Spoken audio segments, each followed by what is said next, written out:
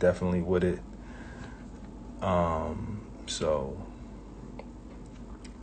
we want to, have this discussion. So yeah, tag King Crooked, tag text Cass again. But Cass knows to be here, so it's one of those joints where we're just gonna have the discussion. I want to know where, from the East Coast standpoint of Philly, who inspired Cass. From the West Coast standpoint, who inspired Crooked, right? Like, because if you think about that style of rapping, it doesn't really come from the West Coast too much, right? And then the Midwest, obviously, is Eminem and Royce. So it's one of those things where it's like, okay, where are you guys pulling from? How did you guys come up with this? And how does this affect your writing process when you're putting together written freestyles? How does this affect your songwriting process? How does this affect your ghostwriting process, if they're ghostwriters? I wanted to tackle a lot of things with this discussion. So, we just waiting for everybody to pull up. Everybody agreed to do it, so we just waiting for them to pull up. You know what I mean?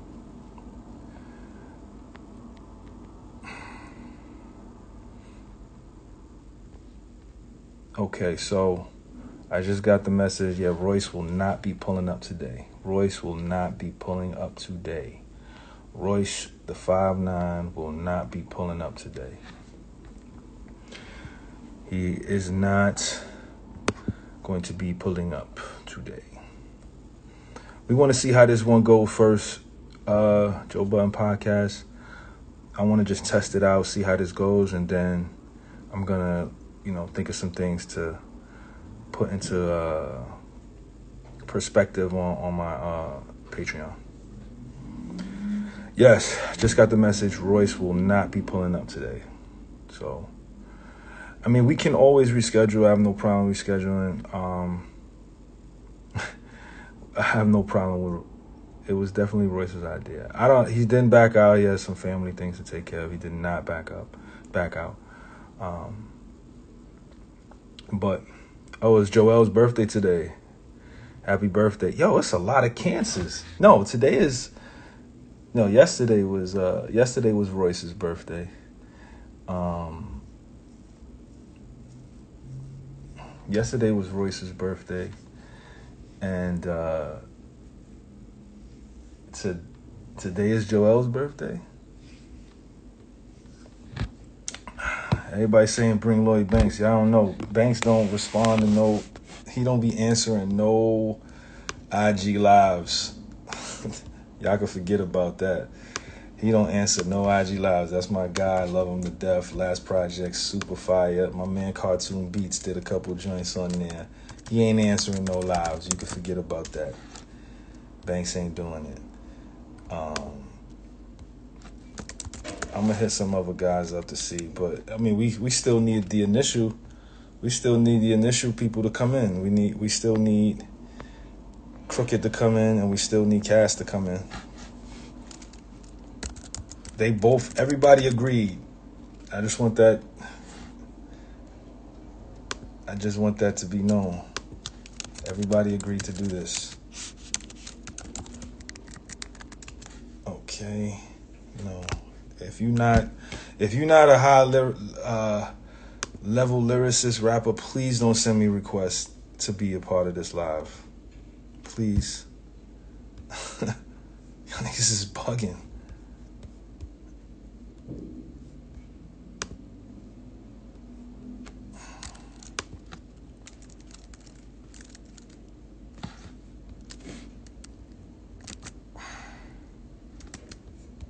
Hold up, I'm logging in on my computer, so I could DM Royce.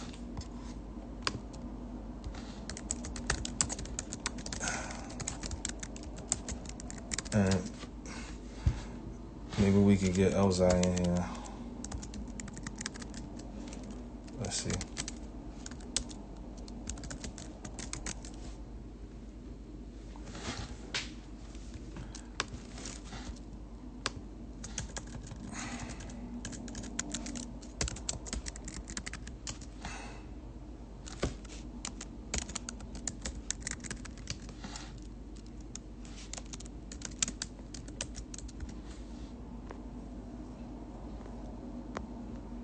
I mean, at this point, I might as well bring this nigga in.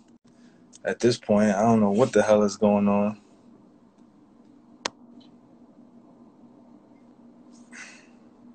Maybe he can't join either. Everybody wildin', and now I can't sign into my Twitter.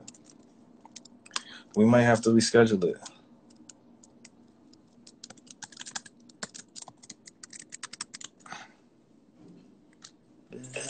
Yeah, my fifth love. What up, Mick? What's going on, man? What's up? It feels like I'm trying to put together the All City Chess Club at this point. Oh, that nigga Royce stood you up, huh? Yeah. Sounds like Royce. Sounds like Royce. Sounds like something Royce would do. Even still, we waiting. Like, you know, doing something important, like starting a revolution or like, you know, protesting against police violence. And, you know, I would hate to be in your position. You know what I'm saying? That would be bad. Something this simple. Wow. Anyway, what's up, brother? I'm good, man. How are you? Finna latest. I'm writing raps, recording my next record. Trying to figure out what I want to do with it.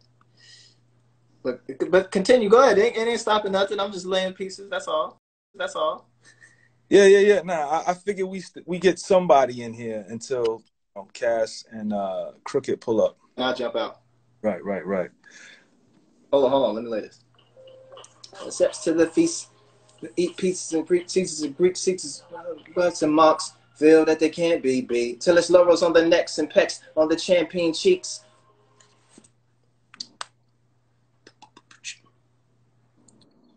You know, as independent artists, we gotta record ourselves because you know, ain't no budgets for them studios though, Bo. You know what I'm saying? Yeah, we know how you do. We know how you do. Well, you recording? You recording? No, but you know, it's not work for me anymore. It's what they call it, Leisure. No, it's my craft. You know, once it goes from work to craft, you could do this all day. You know? All day long. Yeah, that's true. What's up? What you want to know? So while we wait for these guys, I wanted to ask you, in terms of your science, right? Where did you feel like you had to pick up from to create your own stuff? You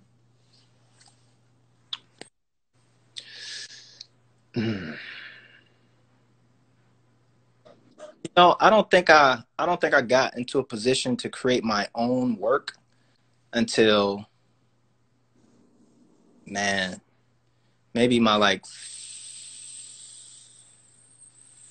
fifth album. Thinking album wise, right? Even when I think of the mixtapes were me trying to do my best impression. Remember that Jay-Z line, doing your best Jay-Z rendition? I felt like I was doing that for a majority of my career. I was doing my best Ghostface rendition. I was doing my best AZ rendition. I was doing my best whomever, Lil Wayne, Drake rendition, whatever. Just through my career. So think of mixtapes, you rapping on somebody else's beat, you trying to like out them in their own style, that stuff. And it wasn't until I got to like my fifth real release of an album and all of the stuff that was surrounding that record where I was able to just like, okay, I think this is me. Like, this is my first piece. Right. Well, I was like, that's my signature. That's me. Everything before, not everything, but the stuff before that was just like, take Jay-Z style, mix it with Ghostface style, and then like see what happens. Right. And then even technically it was like, you know, to do Jay-Z style, you got to do Jay-Z techniques. Right. You know, to do Killer Sin, right, or Beretta 9 techniques, you got to do their techniques. So whatever they was doing is what you were doing. Initially, my first piece, where I was like, okay, I'm finna start learning how to rap, was I used to play Reasonable Doubt, so I would Dead Presidents, and the whole song, and I would just write over Jay. Like I would do my verses over Jay-Z. Right. Rapping. And then prior to that, I didn't even write shit to beats. It wasn't even to beats. Like I would write just like a 30-bar verse, then try and go into the studio to someplace and try and rap it. And it was like, bruh, that shit's not to a beat. So I think that's my story. I think I'm sticking to it. Oh, interesting. Yeah, I mean, for me, I listened to Kane and then Biggie and then everybody else that came up there, and then obviously every lyricist stopped rapping when they heard Cannabis. And then, you know, we just felt like he said everything. At that point, we just felt like Cannabis said everything that needed to be said as a rapper. So it was like, this is pointless to kind of do. And then I tried to start emulating Cannabis and just saying off the wall shit. And I think that's how I really got into the kind of metaphor style. And then obviously, you know, I liked Eminem style. I liked Crooked style. And I just felt like these guys were pushing the envelope in the early 2000s. So it was like, okay, how can I incorporate this into what this Cannabis style that I already have? And then I discovered Graph, and I saw what Graph was doing syllable wise. And it was like, okay, let me take a little bit of this, let me take a little bit of this, and let me take a little bit of that. And let me just create who I am with my style. You know what I'm saying? And I think that's how I came up with, you know what I'm saying, what I came up with. In terms of like songwriting, right? Do you feel like you have to be as technical as possible when it comes to songwriting? Like when you listen to something like, you know, Superstar, right? You know, fresh cool young Lupe, you know what I'm saying? And you do this technical style throughout the whole verse, right? Was that intentional, or was it just felt like it was something that just came to fruition at that time? I think it's I literally, like, I'm recording this joint right now, right? And like mad simple. And it was like, okay, and it's funny you asked that, right? Because it's like I was just thinking like, oh, you know, if the hook is simple, and for me, what the song is about is the hook, right? Like what I want you to take away from the song or get inspired by in terms of like utility is the chorus, right? So the emotions, the life instructions is in this chorus. So the verses now just become, you know, a space to just do gymnastics. You know what I'm saying? It's like as if say like Stand Up to Cancer, right? Like a cancer foundation, an event, right? And it was like a circus, you know, like, yeah, the goal is like stand up to cancer. We're gonna use the money to fight cancer. We're gonna have a, you know, that's kind of like the hook, right? But the meat of everything is like clowns and animals and trapeze artists and stuff like that. But it's still like, you know, it's still like at the end of the day, I want you to be more aware of the situation with cancer and be doing something to kind of improve it. So when you take something like Superstar, it is that like, oh, the chorus is fine. Like the chorus is great. It's a smash. So now I can use these three verses to just, you know, play a little with this, you know, riff poetically about a particular thing in the world, you know, take a concept and flip it and tie it all back. As long as I tie it back to the title of the song and the chorus, then I'm good, right? But I got to do something within these three bars, you know, these three verses, right? Like these 3 minutes. So I think it's that. I kind of use the choruses as an excuse to do a bunch of lyrical stuff. But then at the same time, too, you know, you got songs that don't have choruses, or you have songs that, like, my choruses might be super, super complex. Or in some cases, everything is super simple. Like the chorus is super simple, the verses are super simple. Like Kick Push, you know what I'm saying? Like I don't think it's a metaphor in Kick Push. Like I don't think it's a simile or anything in there. A simile, not a metaphor, but like a simile or a punchline in Kick Push at all. You know? That was just you telling the story, and I think, you know, that's obviously a part of you know, the technique that we do too. You know, storytelling is a part of, you know, technique. But I agree. I agree that the most important part of a song is the chorus. Like the chorus is what you want people to be stuck with from here on henceforth. You know what I'm saying? And I feel like, do lyricists concern themselves more with the gymnastics and the verses over the choruses when it comes to certain records and certain songs and things of that nature? Do you feel like that it takes a backseat to stuff like that? I mean, I'll use the example of Aesop Rock. He doesn't care about choruses at all. Like if you listen to Aesop Rock's albums, like the production will be fire and crazy. Right. The verses will be on a whole nother planet. But the choruses just be like, I just need to put something right there. You know what I'm saying? Right. And it becomes, well, you know, well, what's the intention and the goal for somebody who's rapping at that level, right? Or rapping at that, you know, or came up in an era where the chorus was just kind of like, you know, the thing that in between verses Right. somebody like you or me who had kind of like major label deals, and it was about getting songs on the radio. You Right. know, learn, okay, how to make a chorus that's still dope, that's still lyrical, that doesn't betray my skills as an MC, but then also could potentially be like, quote unquote, a smash record, you know, that could, you know, get played on Hot 97 or Power 106 or whatever, right? Right. So I think it's depending on what culture of MC that you come from, and then what's your intentions and your goals directly affect like your chorus game, you know, Right. because like for A$AP Rock IT example, not to say that the chorus is out. We might have to reschedule it. Again, as opposed to some artists where it's like, I wish this nigga would shut up so we can get to these choruses. So I get Right. back to the hook. You know, Crooked, what's up, brother? King What's going down with y'all, man? We good. Just placeholding, waiting for y'all legends and rappers to get in here. Oh man, come on, man. You know, we just I was happy for the invite, dog. Like the last time when you guys were speaking, half my face was this big and shit. I had to go get a double root canal, you know what I'm saying? So I wanted to join in that conversation bad, and I was willing to do it anyway, but I'm kind of happy I didn't, because, you know, we might have went viral for the wrong reasons, you know? What's good with y'all? Oh man, we chilling.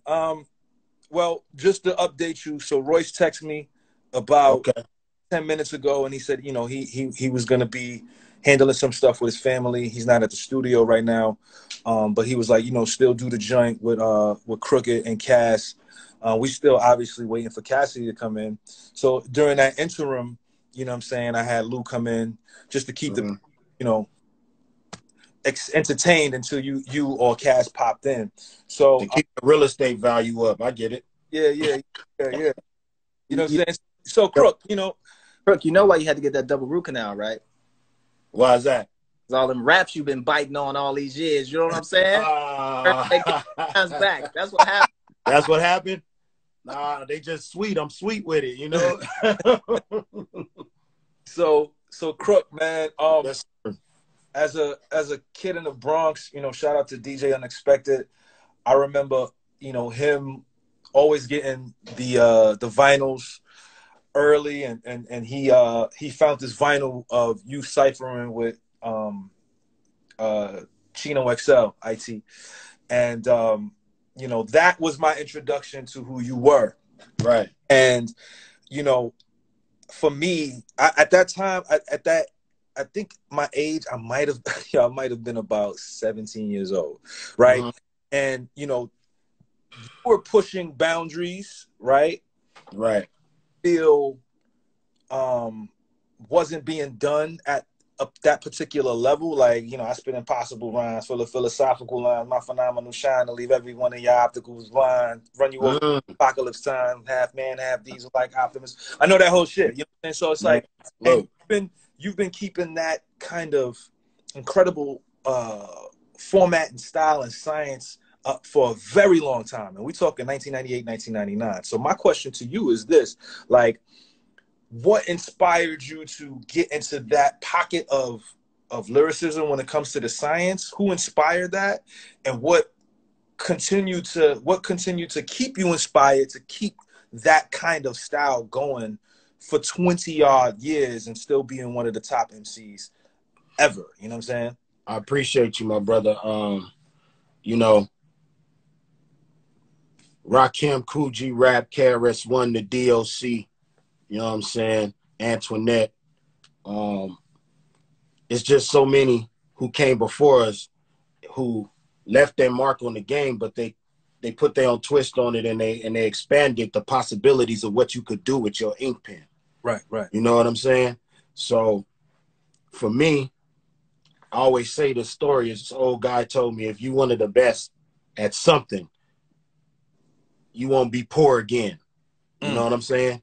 So growing up how I grew up, it was very important for me to be the best. I didn't come in the game and say, you know, I want to have hit records. And I'm not mad. You know, some people come in the game like that and they execute that shit, you know what I'm saying, very nicely. Right. I came in the game and said, I want to be one of the best with the pen. Right. I want to be one of the best ever to do this. And that was my mission. So on that type of a mission, you got to study. You got to start, you know what I mean, trying to figure out how you could do. I mean, like, the goal is to master every flow.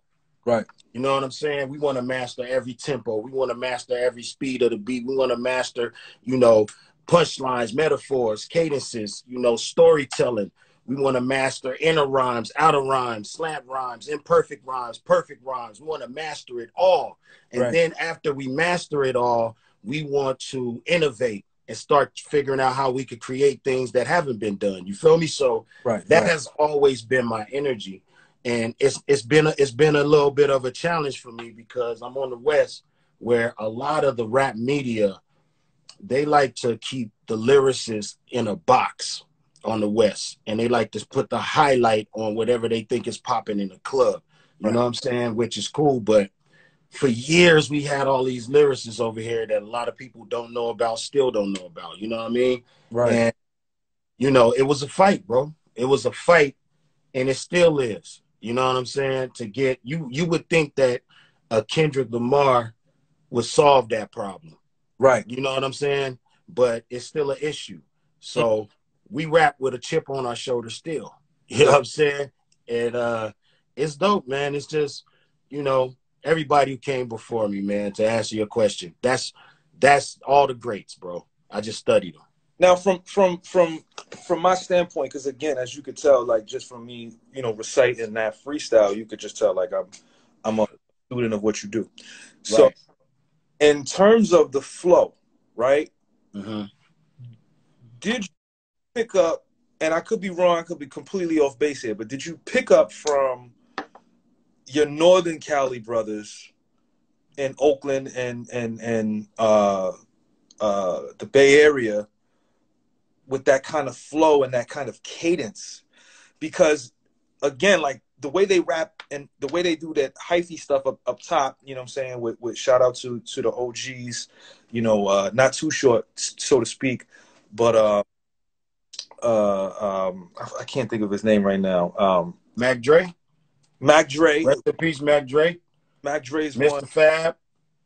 Mr. Fab is a little Later. bit, but the big homie, who I forgot the big homie, he was E40. on E40, right? E40, right? Was you a fan of E40 in that particular way to kind of take just the flow, right? Like, not stylistically, not anything that he was doing, but just the flow pattern, because of how you weave in and out of different styles, right? And how it's perfectly on the beat. So it's like, this is, at that time, like, that wasn't done at that level in terms of flowing and with the lyricism on top of that. Like, you had the Fushnikins and you had guys that were doing it fast, you know, like Bone and Twista, but like not where you could kind of understand it, and it was like a staccato when you was doing your rhyme pattern, Right. So was that something that you was influenced by from those guys up top? You know what, dog? What the guys up top influenced me was game. You know what I'm saying? Particularly, you know, game when it came to women. Like when we go listen to Too Short and E40, we learned as kids a lot of game when it comes to dealing with women. You know, some of it wasn't all good either. Some of it was toxic as fuck. Right. You know what I'm saying? But Right. that's what we kind of picked up from them, man. As far as my style go, you know, I picked that up from places like Miles Davis. You see what I'm saying? Like my voice, I always saw my voice as an instrument on the beat, another instrument.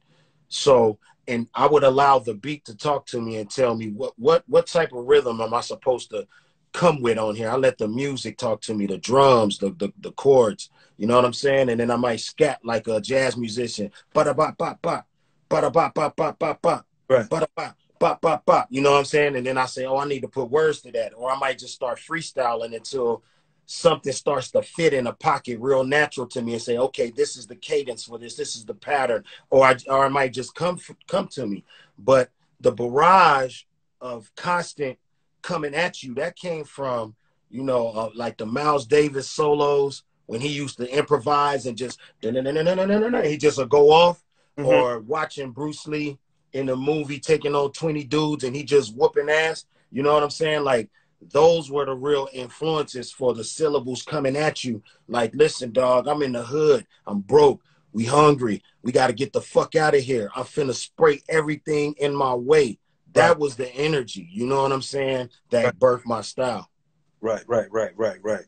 Now, because you already answered this question because you said you came in the game not to make hit records. You came in the game to be right. And I think a lot of us come into the game thinking that like, yo, I want to just be the best. So when it did come to creating specific songs, that you feel like, did you feel like with specific songs you had to lessen what you were doing and what you're known for in terms of the pen and the syllables? And if so, what is your version of quote unquote dumbing it down to that level, right? I mean, you know what's the beautiful part is, Mickey? When you really allow the music to talk to you. You know when it's time to step on the gas pedal and when it's not. Right. Some fans, they might not like it because they feel like, oh, you could have gassed that beat way harder. Right. But the beat wasn't calling for 100 miles an hour, 80 miles an hour. The beat was calling for 30 miles an hour, 35, cruise, top down, vibing, palm trees outside, sun shining.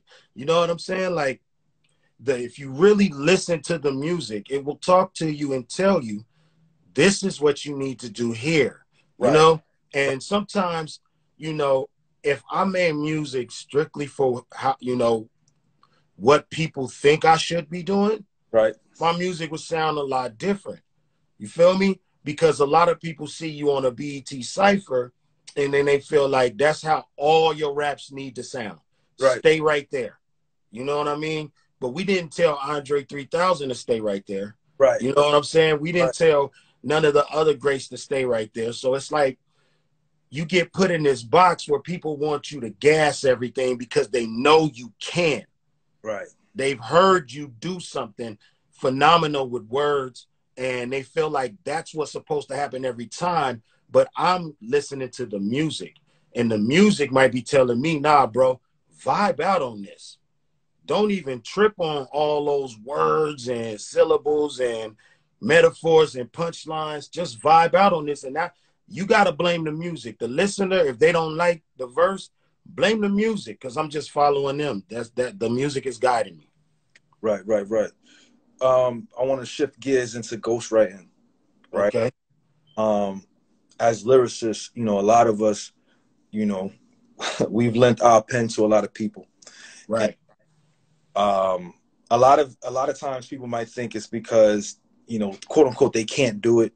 But you know, sometimes people just, you know, in music, I feel like it's one of those things where it's a collaborative effort when you're trying to create a specific kind of thing, right?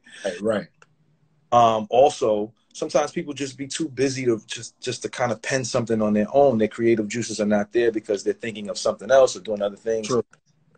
So my question to you is, right, obviously we don't need to know who you potentially may have wrote for or anything. We don't need no hints or nothing like that. But what I want to know is, when you go into a specific situation when you're writing someone else's rhymes, whether it's a group session or whether it's just you by yourself, are you cognizant of using your style, or are you trying to emulate the person's style, or are you trying to create a brand new style for the song, like you were saying previously, whatever the song calls for? When I'm writing for somebody, you know what I'm saying, I'm trying to get it to them. You know what I mean? I'm trying to interview them first. I'm trying to figure out exactly where they're trying to come. Like, take this, for instance, the Wu-Tang Saga on Hulu. Right.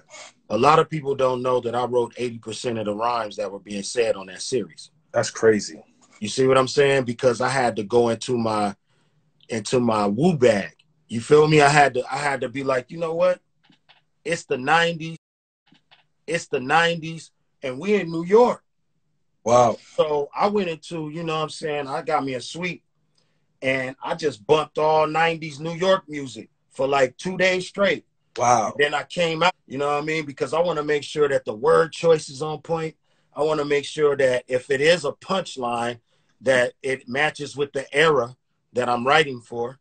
You know what I'm saying? Right. I want to make sure that the certain cadences, as you know, each member, the cadences, some changed over time, some went to other directions. You know, Method is more water.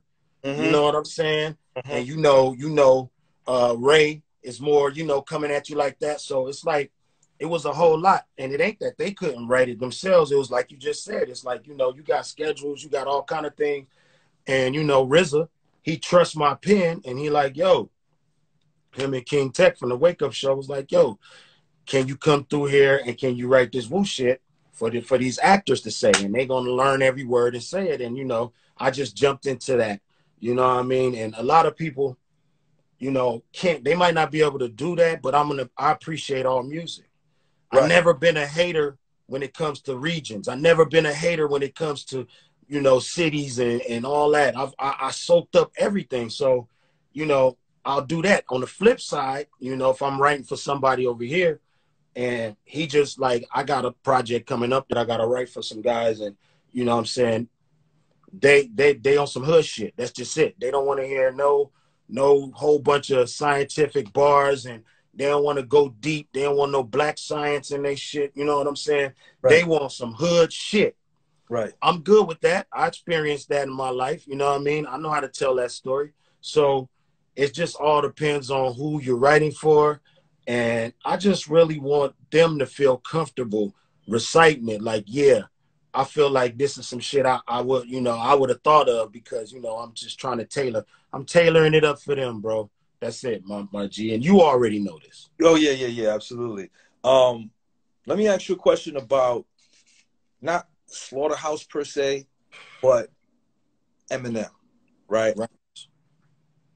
Now, do you feel like M may have kind of absorbed some, I don't want to say technique, but absorbed some energy of these four MCs together all the time, you know, creating these massive, you know, rap, like this, like Slaughterhouse was like, you know, the 2000, the late 2000, early 2000 version of Wu-Tang in the internet era. Like this was like a movement, right? I feel like that was the first time that, from my perspective, as just as a fan, where M was around nothing but like guys that were great at what they did with the pen. Do you feel like at that time he saw what you guys were doing as like, yo, I got to step my shit up? I mean, he said that. You know what I'm saying? I mean, he said it. He was like, yo, I was inspired by you guys, you know what I mean? And the things that we were doing, it had to be fun. Like, I don't give a fuck who over there right now at Shady Records, you know what I'm saying? Right. It had to be very fun for Marshall to be around 4 MCs from his era. Yeah. You know what I'm saying? That understood the mechanics. Right. You know what I mean? Because, I mean, I know it would be for me. You know what I'm saying? And if I was in his position, and I know how, you know, Royce pushed my pen, I pushed Roy's pen, Joe, like everybody pushed each other. So M being from that same club, it just all made sense. I mean, he could have been the 5th member of Slaughterhouse and just fit right in. Right. No problem. You know what I'm saying? So we all come from the same club. And it's dope that he's open enough to admit that. Right. Mickey.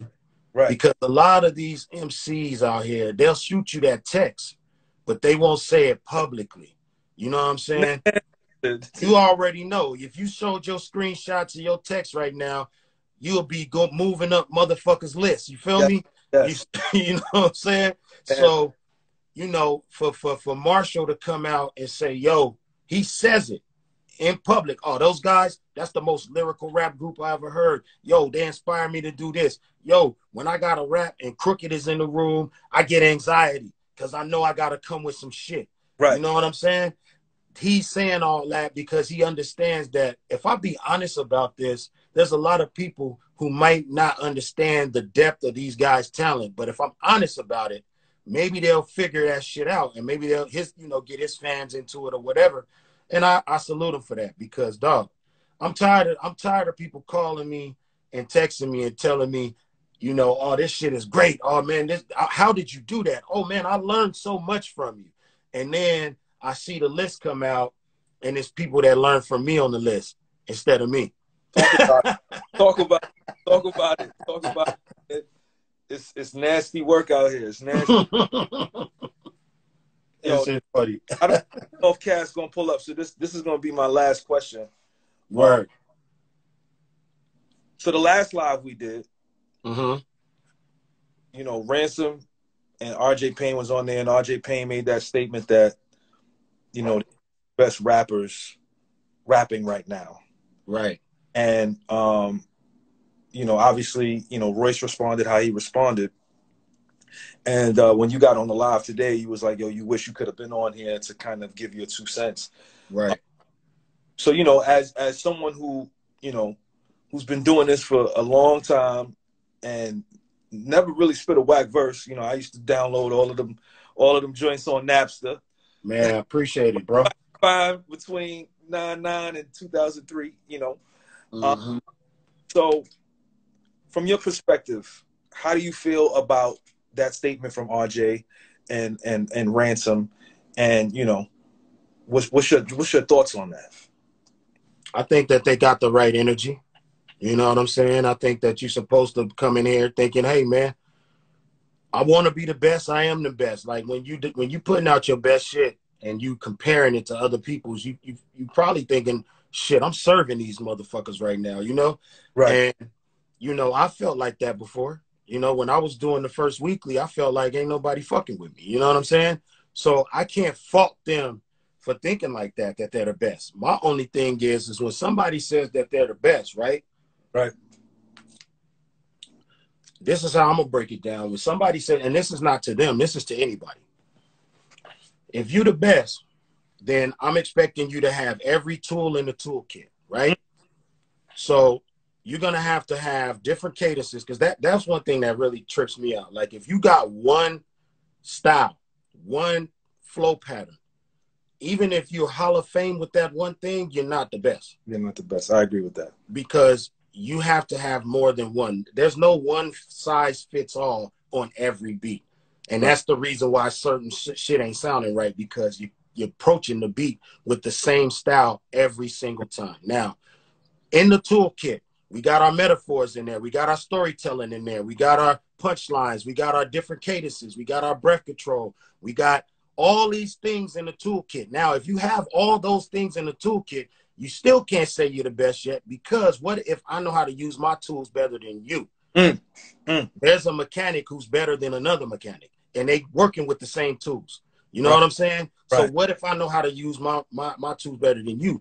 Then there's a lot of secrets when I listen to certain guys who are, you know, they having fun saying certain things, but I listen after 20 years, 20 plus years of doing this syllable flow shit. I listen to certain things and I say, you know what? I can help that dude like that. I could tell that dude one thing and up the value of everything he's doing. You know what I'm saying? Yeah. But that guy sometimes already thinks he's there. You see what I'm saying? Right. So you got to be open. You know what I mean? I came in early.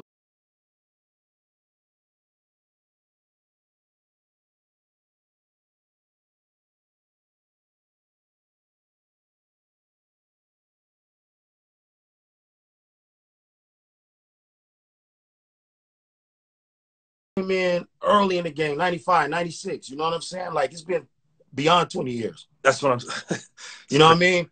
And when I spit around, before you hit the ground, your body spin around in 6 circles. I said that in 95.5. That's a 3-5-3-5-3. 3 syllables on the outside, 5-3-5 on the inside rhymes. You feel me? So I was doing that kind of piece in 99. Crazy. And all I've been doing since that very day is studying on how to become better over 2 decades. You see what I mean? So sometimes when I see dudes, I'm not going to ever come out and try to be like, nah, steal somebody thunder. I want everybody to make it, dog. That's just who I am. I really want everybody to be blessed, get their paper, have success, enjoy life. This shit too short. But if we talking rap and we talking bars, to make that statement, you gotta be in that real elite level. And sometimes it only takes only the other elite listeners and elite artists to put you there. Thank you. You know what I'm saying? Thank you. Thank you. Because these rap media guys are, when they compile these lists and they talk about shit, there's maybe like 3 elite verses on the whole top 20 list of verses. You see what I'm saying? So it's like, we know, the Jedis know what's popping. You know what I'm saying? Right. The Jedis know what's popping. But shout to RJ Payne and Ransom, because I think them dudes are doing a hell of a thing right now. You know, Leatherface 3, I'll rotate that. You know what I'm saying? Ransom got Heavy as the Crown or something coming out in a minute. I'm going to be supporting that. They cut from our cloth.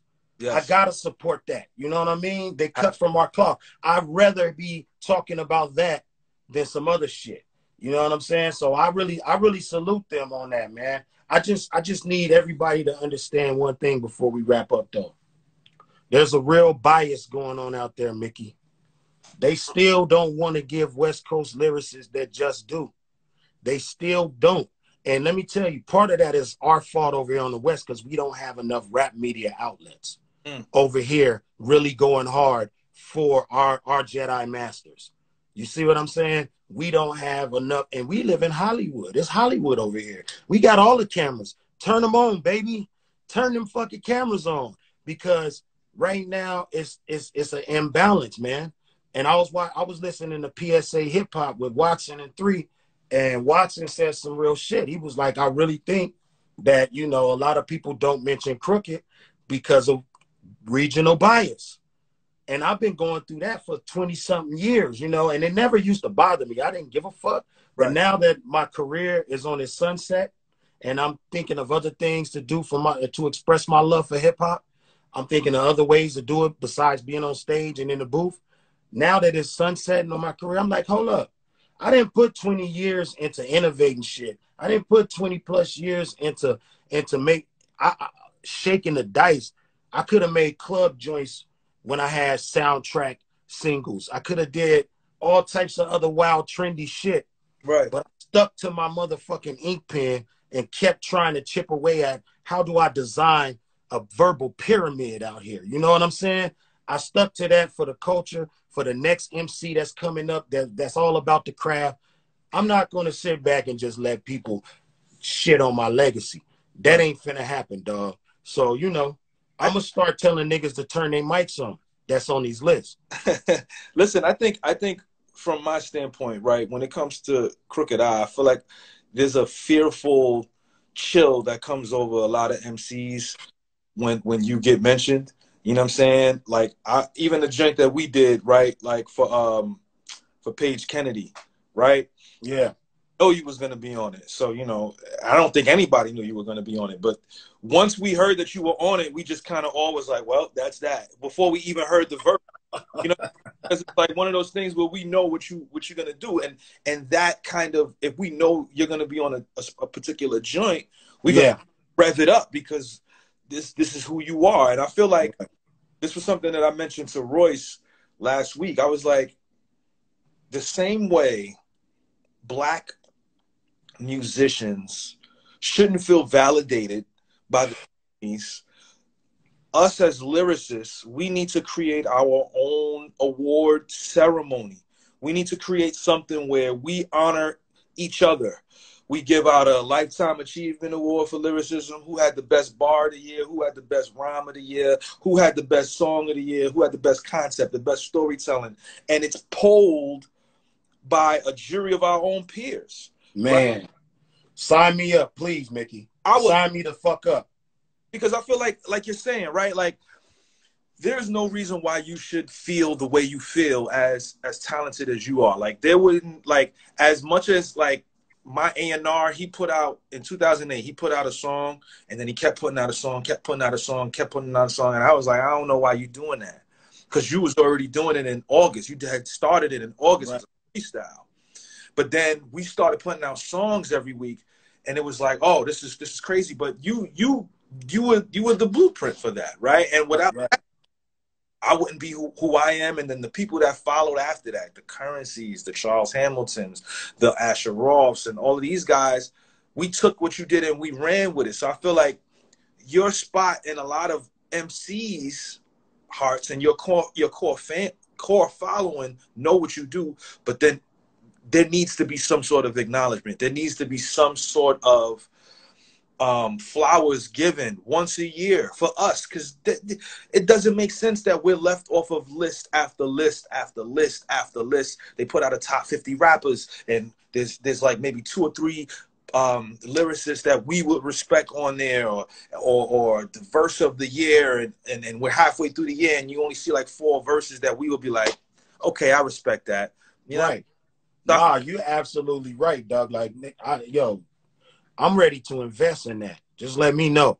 You know what I'm saying? Because that's a brilliant idea, and we need that. And I feel like that will incentivize the next generation to want to be mentioned next year. Like, yo, I got to get on my pen game because Mickey and them about to be doing this awards next year. You know what I'm saying? Just how it was with the hip hop quotable for us in the Source. And the 5 mics for us, you know? Exactly. Like, that's going to bring that energy back. And that energy is going to upgrade the pens out here. You feel me? Right. So I'm on board with that. And I do want to thank you, man, for them flowers because, you know, it take a real quality MC in person to say all those things you just said, bro. I know some people who will go to their grave without saying that, even though they know it's facts. Crazy. You feel me? So I salute you on that, man. Your idea is brilliant too, dog. And hey, shout out to all the rap connoisseurs in the comments. I see y'all. Yes, sir. Yes, sir. Much love to y'all. Last question, and then we out. Daylight versus King Los. Who you got? I'm going with Daylight. Going with Daylight. 2-1? Yeah, but I think it's going to be a photo finish. It's like they've been saying. To me, King Los is one of the greatest. Yes. You know what I'm saying? King Los is one of the greatest. He like my little brothers and them, they really got him up there super high, man. And I do too. Right. He's one of the greatest to do this shit. You know, but there's a difference between rhyming on beats and doing that battle shit. And I've seen him in the battle space and he's good over there. But Daylight is one of the greatest over there in that space. You see what I'm saying? So if the roles were reversed, in my opinion, and it was Daylight on the beat with King Los, I'm giving it to King Los. If it's Daylight and King Los in the ring, I'm giving it to Daylight. Right. You see what I'm saying? Right. And that's just a small little fucking, you know, gap. But they're going to be talking, man. We going to Mount Olympus that day. The gods is going to be talking, bro. Are you pulling up? You pulling up or you going to be in L.A. for it? I might pull up because I might have to pull up to that. That's going to be so cold right there, man. Man, impossible to miss out on, man. Shout out to them brothers, bro. Yes, sir. Yes, sir. Well, listen, Crooked, man. Hopefully, you know, I know Roy said he was down to reschedule. I don't know what's up with. I'm gonna hit him later. I know his birthday's tomorrow, so you know, we're It's gonna. today actually. Well, his birthday.